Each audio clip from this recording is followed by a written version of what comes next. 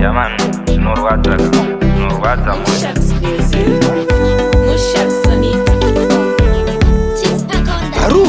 makatanga kurwara siriasi, vana Tete vana mai Julius vaivepo ipopa Finasi, mukoma vakarora kuno kwana Gulesi. Zvinodzimba zvirimo mumwoyo, tichasangana ikomberiyo, ndinochema nchitima iyo, zitamaka ndipa Romeo.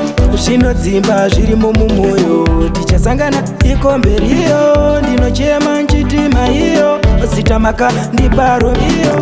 Msarapa wana hakuna chamuona, zvinhu zvese ndati zvakachinja, sisimona kumira muzvikona, mukomatana mbanje vakumona.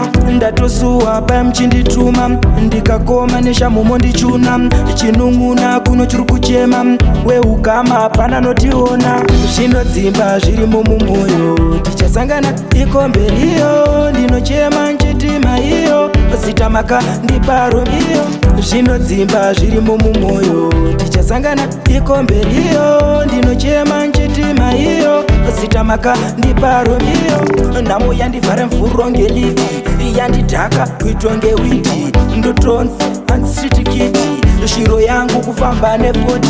Dei mambo uya kumakope, ndinoshanda mama ndisinyope, ndinoshanda kuita sagwecha, tispaka hande kunjanja. Zvinodzimba zvirimo mumwoyo, tichasangana ikomberiyo, ndinochema nchitima iyo, zitamaka ndipa Romeo. Zvinodzimba zvirimo mumwoyo, tichasangana ikomberiyo, ndinochema nchitima iyo, zitamaka ndipa Romeo.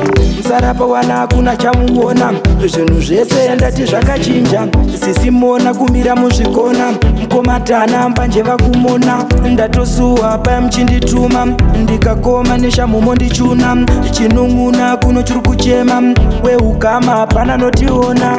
Zvinodzimba zvirimo mumwoyo, tichasangana ikomberiyo, ndinochema nchitima iyo, zitamaka ndipa Romeo. Zvinodzimba zvirimo mumwoyo, tichasangana ikomberiyo, ndinochema nchitima iyo, zitamaka ndipa Romeo. Nhamo yandivhara mvuro ngeliti, yandidhaka kuitwa ngewiti, ndotonzi handisitikiti, shiro yangu kufamba nepoti.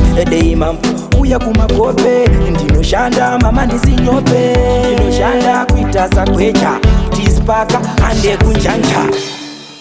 Afuna tuso chango siyatosimba maso.